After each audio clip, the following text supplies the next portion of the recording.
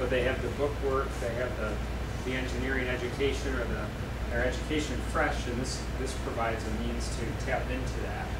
So to answer your question briefly, the sponsor acts as kind of a mentor as well as a client.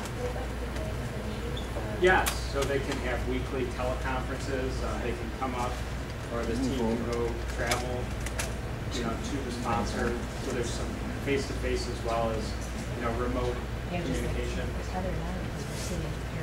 The multi-year experience, I think what's neat about this is it's kind of like industry where you can try different roles. So yeah, you're an electrical engineering undergrad, but you want to try your role in marketing in the team. So you get a chance to do that because there's a function, say, in your enterprise to be the chief marketing officer. So it's interesting that you can kind of get this rotational experience.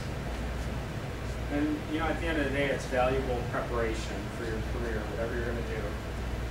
And the enterprise advantage is kind of these things highlighted on a resume. It's these action-oriented things. So you actually did something, you designed something, you managed a team, you managed a budget, you built something, you tested it. So then, the industry involvement, like we said, it's critical not only for the financial side, but also for the mentorship, at the end of the day, it's industry saying, these are the skill sets that are relevant to us.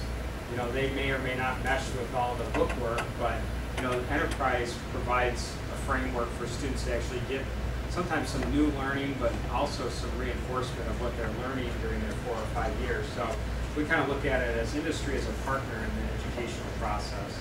It's, they're helping provide the financial support as well as the context for, real projects, if you will.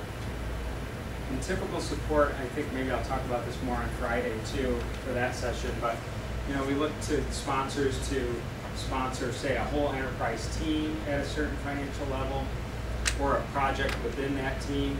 So like I was saying, these enterprise teams are like businesses. They may have a handful of projects that they're doing at a lower level. So a company can be involved in one project or the whole organization. They can be involved with just providing in-kind support and donations to the program. So there's a few different levels, if you will. We try to be flexible to attract, not just the Fortune 500 companies, but we've had inventors, like I said, that they have their own intellectual property, but they don't have the wherewithal to prove it out. They want a team to actually build it and refine it. So we have individuals up to corporations involved. And these are some of the benefits to them. It can be project resources for non-critical path projects. A lot of times the ideal projects are not throw students in the critical path of production launch for your customer, but rather these are things in a company that maybe the technical folks always come back to and say, hey, wouldn't it be neat if we had a solution for this? And they always talk about it, but they're too busy on other things. So those could be kind of a great framework for enterprise projects. Like I said, the fresh ideas, the recruiting. This is one of the big reasons companies get involved. So getting that enhanced access, kind of one-on-one intimate access with a team of students. It's like an extended interview over several months. Some of it, a majority being remote, but you get to learn a lot more. I guess it's a lot more of a quality interaction than coming up to a career fair and just having a bunch of students come up to your table and give you their resume. The visibility and recognition, we recognize our sponsors through our marketing publications, website. And again, I don't have to read every one of those, but there's a couple of testimonials here too. I mean, it really just reinforces from some of our partners. They see the benefit of the program, and they see that it's pretty unique too. That not many institutions have necessarily figured out the framework that we figured out. So we're proud of that. And this is kind of an eye chart of just who all's been involved. There's probably some that aren't even on here, but it's a lot of the big companies that recruit and hire tech students. It's some inventors that have been involved and individuals. So there's like I said, we've had a lot of good involvement. My job is to make that list get bigger, basically. So, And then just to touch on moving forward, you know, we're taking the program in both directions, both into the high schools as well as the graduate level.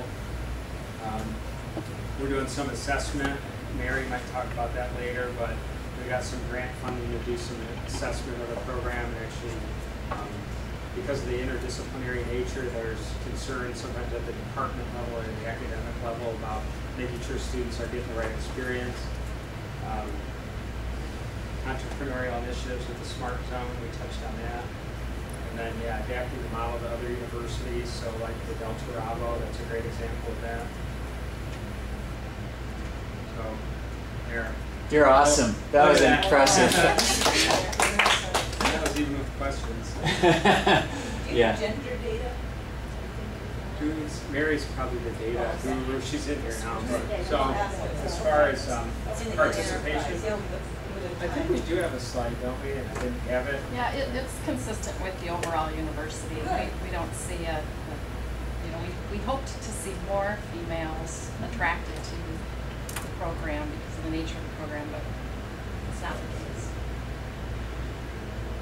So if you have questions for Rick, why don't you just kind of hang around, and Mary will kind of get set up, and we can stretch our legs or take a potty break, and hopefully by definitely 1:05,